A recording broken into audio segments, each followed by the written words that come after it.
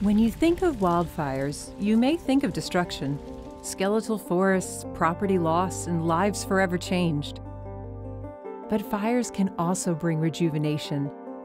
They can renew ecosystems, nourish the soil, and foster new growth. But climate change is causing these fires to burn larger, longer, and more often. These larger and more frequent fires damage ecosystems, disrupt communities, and can even influence the climate. So, understanding the basics of wildfires and how they're impacted by climate change is key to our ability to predict where and when fires are likely to occur, as well as remotely detect and track wildfires once they ignite, and ultimately mitigate their impacts on human health and the environment. This is Wildfires 101.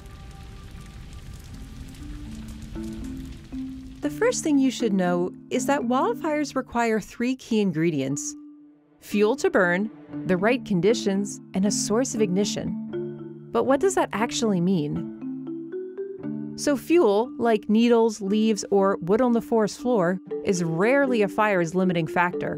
And the conditions that are favorable for fire, like hot, dry, and windy days, are becoming more and more common as our climate changes. Under these fire weather conditions, fuels dry out and become more susceptible to burn. As for a source of ignition, well, most of the wildfires that NASA detects from space are started by people. Others, usually in the Arctic and boreal regions, are ignited by lightning strikes. NASA can track these conditions and inform land managers when an area appears prone to wildfire.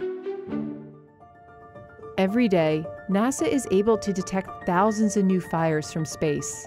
Along with our partners at NOAA, we use both polar orbiting and geostationary satellites to get insight as to the structure and evolution of a fire.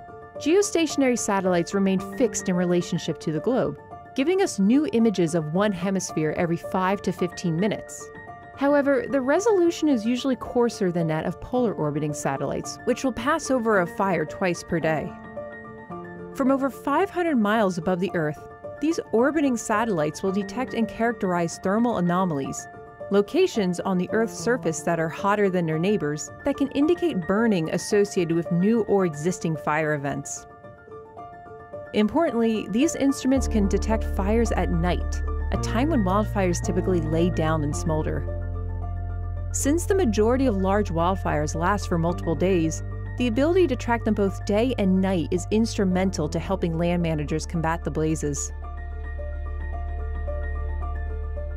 But it's not just the fire itself that's dangerous. Wildfire smoke can travel for thousands of miles, having the ability to blanket large swaths of a continent from a single wildfire.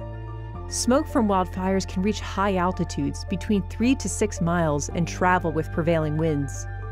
This smoke can linger in the air for several weeks, changing the chemistry of the atmosphere and reducing the amount of sunlight reaching the surface. Smoke that gets trapped near the ground severely impacts the air quality in surrounding communities. And poor air quality can last for months as large fires continue to smolder even after the fire itself has been contained. Climate change is not only impacting the size and intensity of wildfires, but also their frequency in some regions. NASA has over 22 years of daily fire data to track wildfire trends. This is important to get a sense of how fire regimes, the historical frequency of wildfires in a region, are changing over time. Understanding an ecosystem's fire regime is important because in many instances, wildfire is essential to maintain a mixture of younger and older vegetation. However, when fires occur too frequently or with increased severity, it can have devastating effects like destroying habitat, changing soil chemistry, and clogging waterways.